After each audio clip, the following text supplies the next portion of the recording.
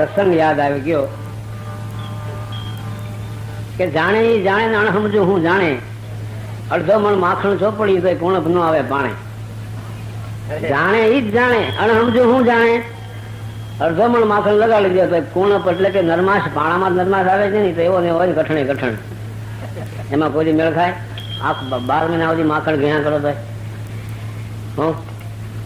એટલે સમજણની વાત એવી છે, સમજ્યા વિનાનું જીવવું ભલે જીવો વર્ષ 1000, સમજીને જીવો ઘડી એક તો સમજો બેડો પાર.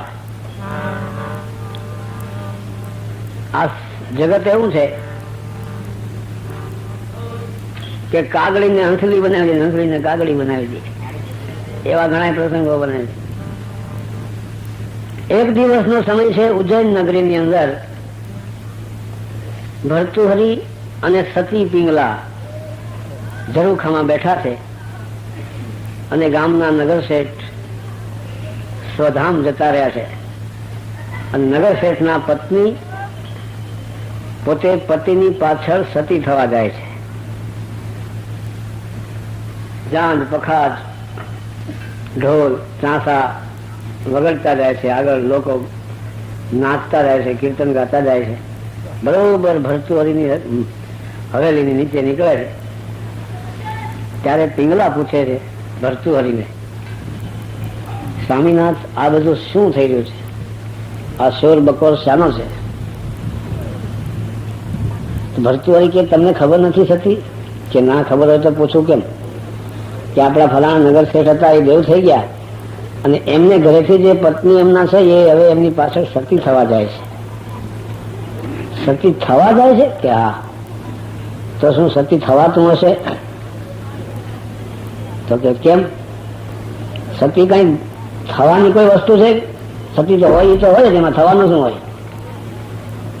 તો કે ના, એમના પતિની પાછળ પોતે ચિતામાં બેસી અને પતિના શબને એટલે માથાને ખોળામાં રાખી અને સાથે સળગીને મરી જશે. તેમાં એના મુખની રેખાને બદલે ઉંકાટ નહીં કરે અને પોતે દુઃખી થાય છે એવું કાંઈ પણ જગતને જણાવશે નહીં. તો શું આને સતી કહેવાય? તો સતી કોને કહેવાય? આને સતી ન કહેવાય. હે, આને સતી ન કહેવાય. તો શું કહેવાય? આને સુરી કહેવાય. શું કહેવાય? સુરી એટલે કે સુરવીરતા વાળી બાઈ, ઝાંસીની રાણી. એ સુરવીરતા હતી એનામાં, લક્ષ્મીબાઈ. તો આને સુરી કહેવાય પણ સતી ન કહેવાય. તો ભર્તુહરી કહે છે તો સતી કોને કહેવાય? સતી તો એને કહેવાય કે પતિ દેવ થઈ ગયા એવું સાંભળતાનો જીવ નીકળી જાય, પૂછવા વાત ન રાખે કોઈની, કઈ મળ્યા ને કેમ મળ્યા ને ક્યાં મળ્યા, મરી ગયા એટલે કીધું એટલે પૂરું થઈ ગયું, એટલે સાથોસાથ એનો શ્વાસ નીકળી જાય. આ નામ સતી કહેવાય. તો ભર્તુહરી કે આવી સતીઓ હોય ખરી? કેમ ન હોય? આજ દુનિયામાં એવી કોઈ વસ્તુ નથી કે જે ન હોય. લાભાઈ હરખા બે હોય બહાર ખોડામાં ચડીને બેઠા, ત્યાં શાંતિ રાખો, ત્યાં શાંતિ નહીં રાખો. આ વાણમાં બેહારા તો એવા બધા.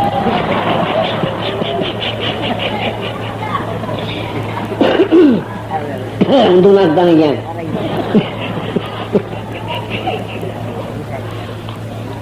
તો કે તો આવી શક્તિ હોય ખરી જગતમાં? કે સ્વામીનાથ હોય કેમ નહીં? જગતમાં એવી કોઈ ચીજ નથી જે ન હોય. ઈશ્વરે બધી વસ્તુ રાખી છે, પરંતુ આવી શક્તિ આપણે જોવી હોય, દર્શન કરવા હોય તો ક્યાં થાય? ભાઈ એ હું તમને કેમ કહી શકું? પિંગલા કહે છે. આ એક પિંગલાના જીવન ચરિત્રની એક નાની એવી વાત છે. નાટક વાળાઓએ પડદા ઉપર બહુ ખોટી ચિત્રી છે પિંગલાને. પિંગલા મહાન સતી હતા, એમાં કોઈ શંકાને સ્થાન નથી. તો આખરમાં એવું ભર્તુહરીને જણાવવામાં આવ્યું કે સતી તો હોય અને આપણી પાસે હોય તો ખબર ન પડે.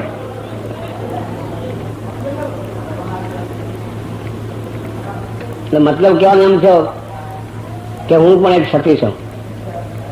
આડકતી રીતે ભરતુહરીને સમજાવવામાં આવ્યું. ભરતુહરી કહેતો જોશું, મનમાં વિચાર કર્યો આ તો ભાઈ આપણા ઘરમાં જ દર્શન થાય હું સતીના, હવે બીજી આગળ હું કામ ગોતવા જાઉં. મગજમાં વાત રાખી. મહિનો, 2 મહિના, 4 મહિના, 6 મહિના થયા. શિકાર કરવા જાય છે. શિકાર કરવા જાય છે ત્યાં સાથે વિક્રમાદિત્યની સાથે હોય છે નાના ભાઈ. પરદુખ ભંજન વીર વિક્રમ જેને કહી છે એ ભરતુહરીના સગા ભાઈ છે. જો જોડી કેવી ભગવાને બનાવે છે. આ ભરતુહરી જો વિક્રમ જો એટલે આ શિકાર કરવાની બહાને જાય છે ભરતુહરી અને વિક્રમાદિત્ય. જંગલમાં ખૂબ આગળ નીકળી ગયા. પછી ભરતુહરીએ વિક્રમાદિત્યને બોલાવીને કીધું કે ભાઈ તારે એક કામ કરવાનું છે. કે શું? કે અહીંથી તું ઘરે જા આપણા રાજ દરબારમાં, રાજમહેલમાં જઈ અને એવું નાટક કર કે પિંગલાને એમ નક્કી થઈ જાય કે હું મરી ગયો છું એમ. વિક્રમાદિત્ય કહે છે મહારાજ આટલું બધું અસત્ય મારે કેમ બોલવું? બીજા માટે ન બોલું તો તમારા માટે મારાથી કેમ બોલાય? તો કે હું તને કહું છું ને તું જા. તો કે મારાથી એ વસ્તુ બને નહીં. ખોટી રીતે તમે મરી ગયા છે એવા શબ્દો મારા મોઢામાંથી કાઢવા એક મોટું પાપ છે. તો એ પાપ પુણ્ય તું જવા દે, હું તને હુકમ કરું છું મોટા ભાઈ તરીકે. તો કે આવો હુકમ હું માનવા તૈયાર નથી એમ. તો તું રાજને, રાજનીતિને, રાજની મર્યાદાને તો માન કે નહીં? કે હા. તો રાજ અટાણે કોની ગાદીપતિ કોણ છે અત્યારે? કે આપ. તો હું તમને ભાઈ તરીકે નહીં રાજા તરીકે હુકમ કરું છું, તારે આ કામ કરવું પડશે.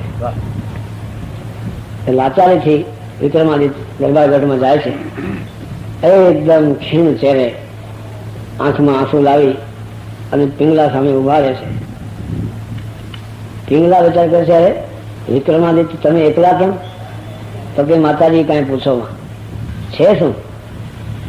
તો કે છે જે છે તે છે, કાંઈ કહેવા જેવું. અરે પણ શું છે વાત કર. તો કે માતાજી કાંઈ વાત કરવા જેવી નથી. એટલે પણ નથી એમની, જે હોય તે વાત કર, મોડું કરમાં શું છે હકીકત, જે સત્ય હોય કહી દે. કે અમે હું અને મારા મોટા ભાઈ શિકારે ગયા, ખૂબ આગળ જંગલમાં નીકળી ગયા. અને એક શેરનો ભેટો થયો, સિંહનો. મારા ભાઈએ તીર તો માર્યું પણ તીર ફેલ ગયું, લાગ્યું નહીં. અને સિંહે એના ઉપર હુમલો કરી અને પછી મારા પાસે શબ્દો નથી, બોલાય એમ નથી મારાથી. એવી પરિસ્થિતિ થઈ અને મારા ભાઈ હે કરતા પિંગલાના પ્રાણ નીકળી ગયા. પ્રાણ નીકળી ગયા, ઢગલો થઈ ગયા. દેશી વૈદ્યોને બોલાયા, તપાસ કરી કે આમાં કાંઈ છે નહીં. હે એ તો ગયા. ઓહો, જ્યાં ભરતુહરી આવે છે જોયે છે અને પછી એના પસ્તાવાનો કાંઈ માપવાની કોઈ વસ્તુ નથી કે કેટલો એને દુઃખ થયો છે, કેટલો પસ્તાવો થયો છે કે પોતે નિમિત્ત બન્યા. બસ ત્યાંથી એક શબ્દ નીકળી ગયો એના મોઢામાંથી, પિંગલા પિંગલા પિંગલા પિંગલા. બીજી કોઈ વાત નહીં. શમશાન યાત્રા કરી. લોકો સમજાવી સમજાવી થાકી ગયા કે મહારાજા આ તો શરીર છે, દરેકનું એક દિવસ પડવાનું છે અને 2 ભીતો એક સાથે કોઈ પડતી નથી. આમ તેમ બધું કીધું પણ આના મગજમાંથી વાત નીકળે નહીં. પિંગલા પિંગલા પિંગલા, બીજી કોઈ વાત નહીં. 1 દિવસ, 2 દિવસ, 4 દિવસ, 8 દિવસ, 9 દિવસ થયા. પિંગલાનું શરીર તો બળીને ભસ્મીભૂત થઈ ગયું. બધે રાખનો ઢગલો પડ્યો છે. ઢગલાને ઘડી ઘડી આમ આમ કરે છે. પિંગલા પિંગલા પિંગલા. દાઢી વધી ગઈ છે, વસ્ત્રનું ઠેકાણું નથી, ખાવા પીવાનું ભાન નથી. એક જ જેને રટણ છે પિંગલા. એ સમયે સોરઠમાં સિદ્ધ ક્ષેત્ર ગિરનાર પર્વત ઉપર નવનાથ બિરાજે છે. મચ્છેન્દ્રનાથ ગોરક્ષનાથજીને હુકમ કરે છે કે હવે તમે જઈ ઉજ્જૈન જઈ અને ભરતુહરીને ચેતાવો. બધે સમાધિમાં જોયું કે આ સ્થિતિ છે. ઋષિમુનિઓમાં શું શક્તિ હતી, ભજન બળમાં શું શક્તિ છે એનું પ્રમાણ છે કે આ અયોધ્યા, ઉજ્જૈન, આ બધી જે નગરીઓ છે એ પૃથ્વી ઉપર છે ને, પણ મહાપુરુષોએ તો પૃથ્વીથી બહાર ચંદ્રલોક સુધીની તપાસ કરી દે અહીં બેઠા બેઠા. આ શક્તિ ભજન બળમાં છે. એટલે મોરાર સાહેબે ભજન માનથી કીધું ચકવી રહેન પડે જબ રોવે. અહીંથી કેટલા યોજન ચંદ્રમાં પૃથ્વીથી દૂર છે એ પોતે વાણીમાં કઈ બતાવ્યું છે કે 2 લાખ યોજન ચંદ્ર રહે દૂરી. પૃથ્વીથી 2 લાખ યોજન ચંદ્રમાં દૂર છે. હવે એટલી બધી જે વાત પહોંચે તે આપણે સ્વયં શિવજીના અવતાર સમાન હતા. ગોરક્ષનાથજી છે, મત્સ્યેન્દ્રનાથજી છે, શિવનું સ્વરૂપ હતા. એ ધ્યાનથી જોઈ શકે, એમાં કોઈ નવી વાત નથી. કીધું કે હવે તમે ભરતોડીને ચેતાવો, ગોરક્ષ જાઓ. ગોરક્ષનાથજી કે જો આજ્ઞા મહારાજ. ઉપડે છે સાબરી વિદ્યા જેને સિદ્ધ કરેલી છે, જે ધારે તે કરી શકે આવી શક્તિશાળી આવી વ્યક્તિ છે. જઈને વિચાર કર્યો ભગવાન ચેતાવો કઈ રીતે મારે સમજાવો. અને તો કોઈ ભાન નથી, આખા શરીરનું ભાન નથી, ખાવા પીવાનું ભાન નથી, બોલવાનું ભાન નથી.